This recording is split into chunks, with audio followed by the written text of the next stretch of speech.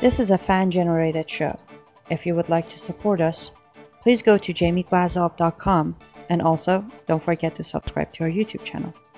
All your support is greatly appreciated. Good evening. Welcome to the Glazov Gang. Tonight, a very special program.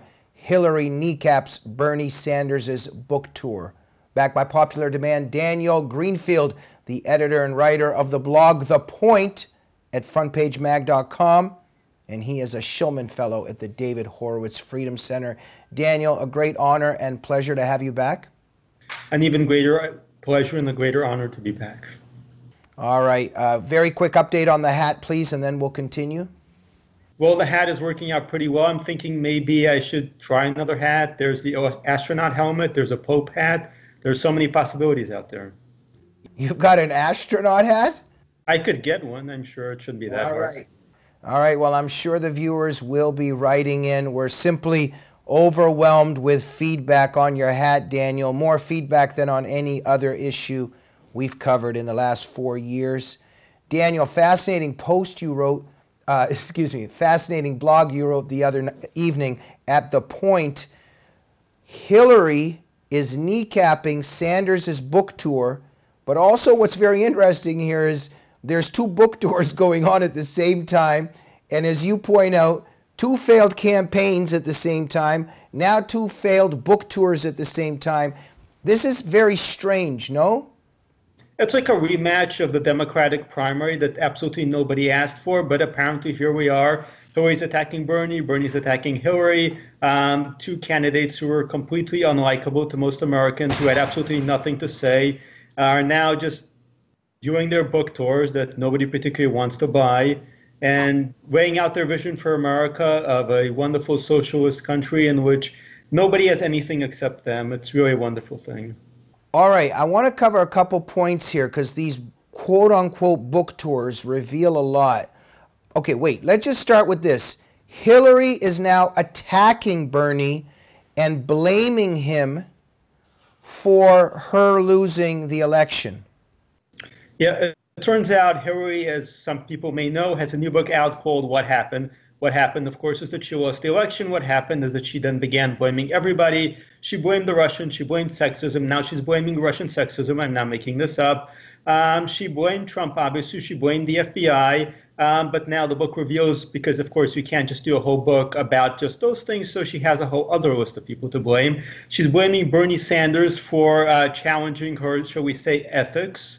And she claims that his attacks on her ethics was the origin of the whole crooked Hillary thing that Trump used. I mean, it's not, of course, her own ethical violations. It's not her own naked greed. Of course, it's all Bernie Sanders' fault. And then, of course, she goes on to blame Biden. She blames Obama. So apparently the book is just a laundry list of everybody who is to blame for her losing the election, except, of course, for Hillary Clinton. What do you mean she blames Russian sexism? I missed that part. Well, she blamed Putin. She also claimed that Putin did it because he doesn't respect women. I mean, you would think Putin did it because he hates America, but no, it's particularly because he's a sexist. So this is the left. Right. Okay. What do you make of her accusations and complaining about Bernie?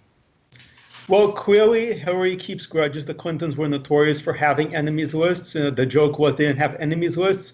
Other people had enemies lists. They had enemy spreadsheets. That was how detailed that was. And again, she's obviously not going to be president, but she's lashing out and attacking everybody. So scheduling this book tour around the same time as Bernie does is destructive from a practical point of view. They would both do much better if they had their own thing. But I don't think it's a coincidence that Hillary scheduled it this way. I think she deliberately does want to undermine Bernie. And because he does have presidential prospects, she has presidential prospects only if everybody else in the country who suddenly disappeared, and then, Hillary might suddenly become president. If just every single other American on earth vanished, then Hillary might have a shot at the White House. She doesn't really. So she's undermining the other people who might actually have a shot, or old rivals, Joe Biden, Bernie Sanders. So she's attacking Bernie Sanders. She's attacking Biden. she's really spiteful, and she's basically a mean, nasty, and vicious person. This is coming out. This isn't even attacks. These aren't even attacks aimed at Republicans. They're attacks aimed at fellow Democrats. They're attacks aimed at Bernie Sanders, who ultimately campaigned for her and got booed for it. They're attacks at Biden, who went out and campaigned for her. So she's just lashing out. There's no reason for it. She has no serious prospect. She's not going to be running again. I mean, even she must understand she's not going to be running again. So there's no reason for this except malice and spite, and this shows what a nasty person she was all along. Okay, just a sec. One thing you said was, do you think that any person on earth could beat her in another election? I think that really the best path for her winning the presidency would be for everybody, at least certainly every Democrat who holds any kind of office, national, statewide, dog catcher in a small town somewhere in Arizona. If every Democrat office holder vanished, Hillary might have some kind of shot. I mean, she claimed that she has experience, but then somebody would have just come out of left field and beat her anyway. So I don't think she has a very good shot. Right, right. Why do you think Hillary was such a disaster? Well, she's a lovely and charming person whom everybody likes. And just take the reverse of that, and that's an accurate description of her personality. On top of being very unlikable, I mean, unlikable people have gotten elected to public office before. It's happened. It certainly might very well happen again. But aside from being very, very unlikable, she was a compulsive liar. She was in the middle of an FBI investigation at the time. She is generally kept flip-flopping so that nobody entirely understood what she even stood for. And just beyond that, nobody actually had any enthusiasm about her becoming president except the foreign interests who gave her money and the staffers whom she was giving money to. I mean, unless there was a financial relationship, nobody was invested in her becoming president. So that might have accounted for the turnout, because the Clinton Foundation was certainly soliciting money from a lot of foreign interests, but most of them can't vote in U.S. elections. Daniel, you really got to stop beating around the bush and say what you think about Hillary Clinton. Daniel, you mentioned this enemies list. Tell us about the Clintons' enemies list.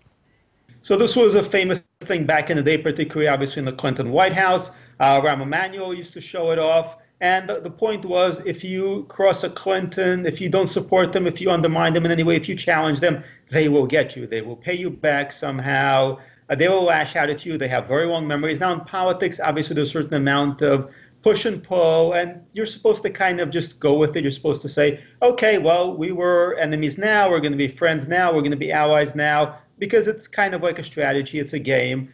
For the Clintons, it was always personal, and this is what happened, and I'm talking about the book. What happened reveals is that for the Clintons, this was always personal. It's always about them.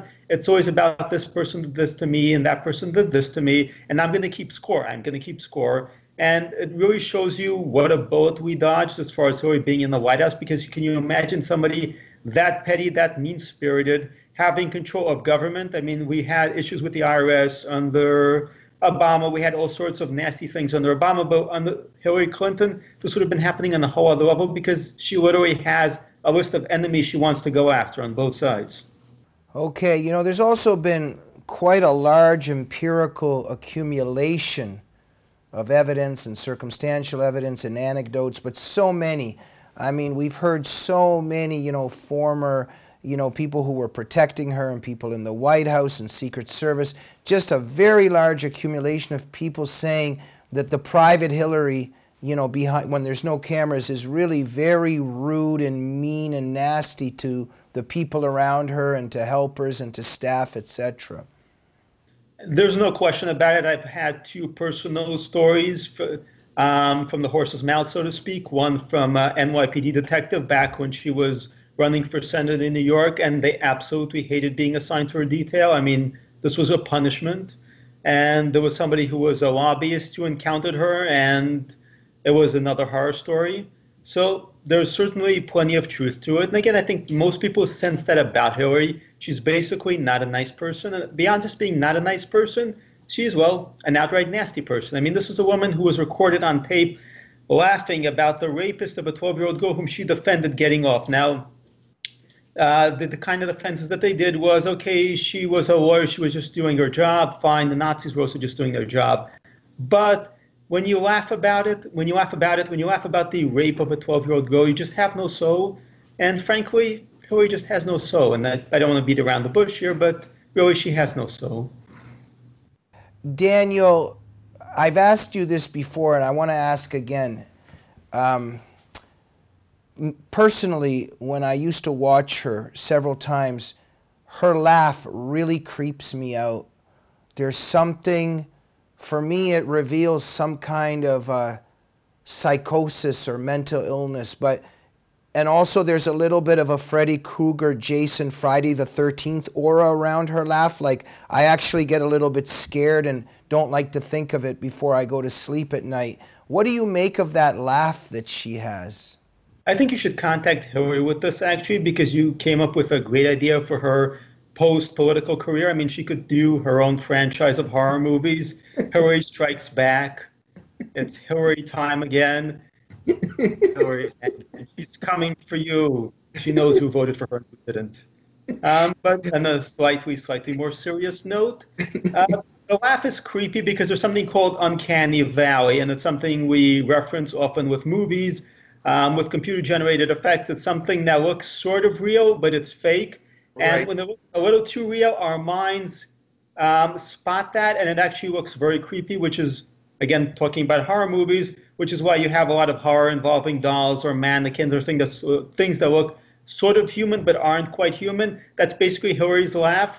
It's an imitation of a laugh. It's a fake laugh, and a lot of politicians do fake laughs. But Hillary's laugh is really fake. It's really completely artificial. There's nothing natural about it. It's the sort of thing you would computer generate. And basically, Hillary's laugh is uncanny valley. It just shows that there's absolutely nothing positive that's authentic about her. Right, but you've given me an idea. I remember when I was a kid, I was very scared, like Friday the 13th, and you always have that woman that instead of running out of the house and down the block, she hides in a room in the house, and then Jason is looking for her, but they could have Hillary's laugh in the background with maybe a new film like that. They could, and I could just picture a serial killer wearing a Hillary mask and just stabbing people. That would be a lot scarier than Freddy or Jason. Right, right. And, you know, you never know, Anthony Weiner could play a role in that film. Okay, Daniel. Take us into a whole other territory. Right, right. That would be adults only. Daniel, you write in your blog that there's very much this disposition in Hillary as well, in her book and in general, and how she's going at Bernie right now and blaming everybody. There's this disposition and aura about her where how dare anybody had opposed her in the first place. Tell us about this disposition Hillary has. There's just this kind of indignation and just incredulousness that anybody could have even disagreed with her or got in her way. I think Hillary is probably the most entitled Democrat politician in America who doesn't have Kennedy in their last name. Before this, you had to be a Kennedy to be this arrogant, to be this entitled, to be this convinced that everybody just owed you everything and that you had it coming to you. But I think Bernie's getting up there a bit, but at least he's got a political, ideological basis for that. Hillary has this unlimited entitlement, this conviction, this selfishness that everything in the world is coming to her. And, you know, we just narrowly dodged America having its first queen in quite a few centuries. Hillary very much functions as if everything is coming to her because in her mind, she's a queen. In her mind, if you trespass against her, you're violating her royal prerogative. So, and then she shouts off with her head. You know, as we know in her book as well, we discussed this last time as well, I just can't stop laughing about this, but I can't pinpoint exactly why, but she was saying how, you know, she should have said to Trump during, you know, one of those final debates, you know, you creep, get away from me, because, you know, allegedly he was kind of like hovering around her and she was like really creeped out. And we had mentioned how, you know, we've got Bill in her life and Anthony Weiner. I mean, there's all kinds of creeps around her, real creeps. But I just wanted to mention, it's very interesting that the implication is that Trump might be somehow interested in her in one way or another. And as you said in our last episode, has she not seen his wife? In the sense of, you know, he's got a really beautiful wife. There's somewhere where she's kind of flattering herself. Am I correct? I think Hillary, the whole sexism thing that she does, and she's been doing it for a while. It's not about feminism, obviously. Hillary has done horrible, horrible things to women. She's helped Bill Clinton cover up his own abuses. Speaking of creeps, I think for Hillary, it's really sexism and the whole feminism thing compresses down to her. She embodies all women embody her. And this is really what she tried to campaign on twice. It's a really bizarre thing. It was completely unconvincing to women. She lost white women yet again. So in her bizarre mind, she's some sort of queen bee and everything revolves around her. Everything is really ultimately about her. And so she is entitled to everything because she represents all women. You know what's interesting, Daniel, is how the left, as always, it's straight out of the Soviet regime, how anybody that disagrees with you belongs in a psychiatric hospital. And now they're going on about Trump's quote-unquote mental illness and all of that foolishness. But speaking about mental illness and mental frame of mind, I think after everything you're saying and we're discussing, this whole mental illness thing actually really accurately belongs describing Hillary Clinton, no? Well, I'm not a psychiatrist, so I'm free of the Goldwater rule, which requires you not to make diagnoses of people you haven't actually treated as a patient. So I can safely diagnose Hillary Clinton as being, in scientific terms, really, really messed up or a head case. With Hillary Clinton, I mean, the most obvious thing about Hillary Clinton that's unwound, and this is something that's been around for a while. I mean, we call her a compulsive liar. Why do we call her a compulsive liar? It's not just because she lies. I mean, pretty much all politicians lie sometime or another. Everybody occasionally lies. It's not just that Hillary Clinton lies a lot. I mean, politics does have a good deal of lying. The thing is, she also tells stupid lies that are, one, senseless, and two, are just so easy to take apart. So, for example, Chelsea jogging around the Twin Towers on September 11, or being named after Sir Edmund Hillary, or reading about cattle futures in the Wall Street Journal. All these lies are stupid. They're destructive. I mean, lying about coming in under fire at the airport, which was a major news story. Why even tell that lie? I mean, she had to know it would come apart because it just never happened, and there were news photographers and there were people at the scene. So really the question is, why does Hillary tell lies that are bound to come apart? They're self-destructive lies. So you have a woman who has a self-destructive streak, who has a destructive streak, who is a narcissist. And all these things really would suggest that she has major, major issues. I mean, she's married to a man who completely disrespects her and destroys her reputation on a regular basis. There's shades of Huma and Anthony Weiner there, which is also an interesting thing because you have Huma trying to become a kind of junior Hillary, right down to marrying her own version of Anthony Weiner. I mean, I'm not a psychiatrist again, but I think a team of Viennese psychiatrists could stay busy for 20 years on this. Wait a minute, you mean that Hillary married a creep like Bill and then Huma's trying to emulate Hillary and marries a creep as well? Or did I get that right? Yeah, I mean, it's hard to miss. She basically did what Hillary did. She married a man who was going to go around and run around on her. The whole Hillary-Huma relationship is weird and strange. And then you have Huma doing the same self-destructive thing that Hillary did. It's just very, very, very strange. Right. What did you make of Anthony Weiner's, one of his AKA names or whatever when he was sexting, I think was Carlos Danger? Carlos Danger. What did you think of that? Again, I think this is a very delusional guy who really has issues, and on top of those issues, so this is another bizarre thing, and it's something similar to Bill Clinton. Bill Clinton was the most powerful man in the world. He was very successful. He was very popular, but he had absolutely no self-control over his behavior. And I mean, it wasn't just Monica. There was just a string of these women. And I mean, if you look at him now, this is a guy who, again, has very little self-control. He had very little self-control. During the original primaries against Obama, he ended up hurting Hillary. He managed to do it all over again against Bernie. So the essence of Bill Clinton is that he has just very little self-control. Just a second. You're saying Bill hurt Hillary's campaign? Yeah, both times. He just he said things that he should not have said on the campaign. He attacked Obama in ways that were self-destructive. Right, okay. To, the African-American vote. He ended up doing it again with Bernie. So Bill Clinton has no self-control, and then you have Anthony Weiner, who's a guy who has no self-control either. And Weiner, of course, is a pal of Bill's and Hillary's. So it's an interesting phenomenon. Then you have Anthony Weiner. He lives this fantasy. And this was a guy who was on track. He almost became mayor of New York. He was being touted as senator. He actually did come very close to becoming the mayor of New York City, even after the scandal broke. Even after all that happened, even after he had to leave Congress, he almost became mayor of New York City, but he still couldn't control himself. And then obviously a third time around, he still couldn't control himself. This was a guy who had great potential, who had a great career path, and yet he completely destroyed his own career, again, in much the same way that Bill Clinton did. So you have to wonder what's in these guys' heads exactly. You know, I wanted to ask you something, Daniel, and, you know, this is never discussed, and, you know, you get called all kinds of names for asking something like this. But, Daniel, you know, as I have studied very carefully the ingredients of the quote-unquote Prophet Muhammad's life. I mean, look, how could I say this maybe politely?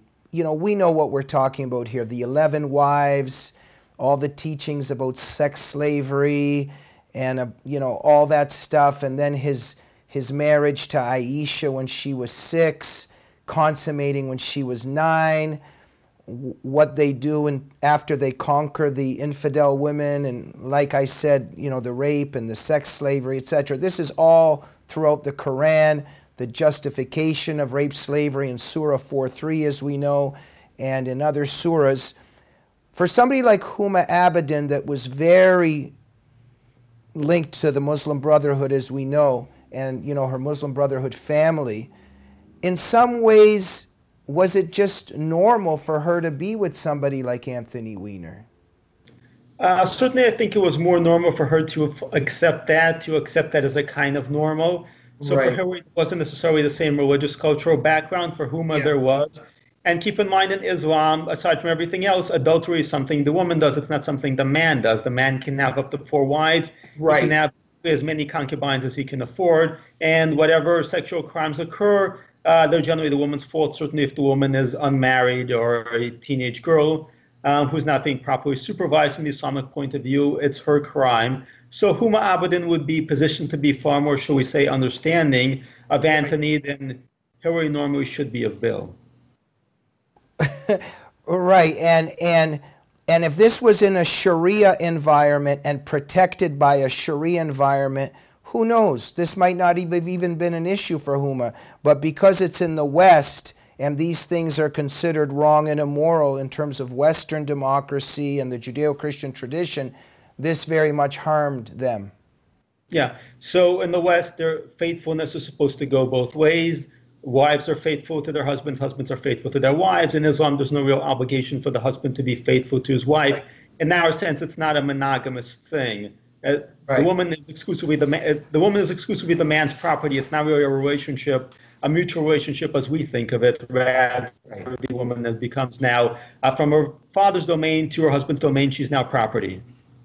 Daniel, the question that I asked that led to this part of the show, this will never be asked by a Don Lemon or Anderson Cooper. It would never show up on CNN, MSNBC, or anywhere. And yet, this is a very legitimate discussion, no? Yeah, I think it's a very interesting discussion. But again, the left will not touch certain issues. So I noted, for example, in today's post that there is a Muslim woman from CARE who wants to be a senator in Arizona. She's running against Jeff Flake eventually. And she's being touted as a progressive, and yet she was on record as saying that she agreed with polygamy. She agreed with the idea that the man should be able to have up to 4 wives. She just kind of hopes her husband doesn't have 4 wives yet. But you really have to think about, how is that progressive? How is the idea that a man can have 4 wives but a woman can't? How is that progressive? Well, the left gives Islam a pass on this. It gives Islam a pass on basically everything. It just doesn't discuss it because it knows it can't possibly defend it. Right. Daniel, let's get back to Hillary and the blame game. In your blog, once again, at The Point, which everybody should be reading, The Point at frontpagemag.com, viewers of the Glazov Gang. Yes, if you don't read it, Hillary will come for you. And Daniel, you touch on something else that's so interesting. There's this thing where she's doing, okay, there was a problem with who is more left. and she's complaining that Sanders was more left than her and that hurt her. What's going on right there?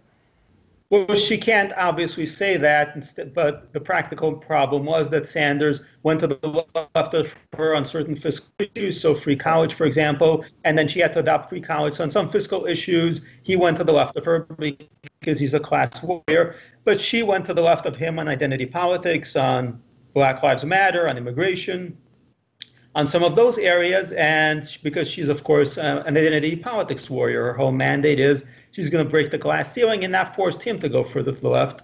So Hillary had to go further to the left on financial issues, and Bernie had to go further to the left on identity politics. As a result, both of them ended up even further to the left, and this helped alienate the white working class vote and made them both very, very unpopular. But Daniel, look, people can say, oh, how can you say this, and you're exaggerating. But look, we're dealing with two communists. Look, all you have to do, just besides Hillary's record and being an Alinsky, that convention speech she gave, I mean, you might as well read the text of Lenin and Stalin. I mean, we're talking about Communist Party USA. We've got Bernie Sanders and all his love affairs with the Castro regime and Sandinistas. And I mean, this guy is a communist. I mean, they're both communists, right? Like, what's going on here? What are they trying to do with each other, and why are they trying, and what's happened to the Democratic Party that it's led by communists? The Democratic Party has been pushed very, very far to the left, and it has no real stopping point. Now, as far as communists go, so basically the left agrees largely on the eventual outcome. So, for example, when H.G. Wells met up with Lenin, they basically agreed on what society should eventually look like. The communists just had one way of getting there, and the socialists like H.G. Wells had another way of getting there. Lenin just wanted a revolution created right away, shoot at everybody who disagrees. H.G. Wells wanted there to be a more slower, gradual educational, quote-unquote, process, but they both agreed on the outcomes. So what we're discussing here isn't the difference in outcomes. I mean, Hillary, Bernie, and everybody else agrees. I mean, the left agrees on what the outcome should be. The outcome would be a complete nightmare, but they agree on what it should be. What they differ are on the methods, the tactics of getting there. And Hillary favors certain tactics, Bernie favors certain tactics. They have different priorities.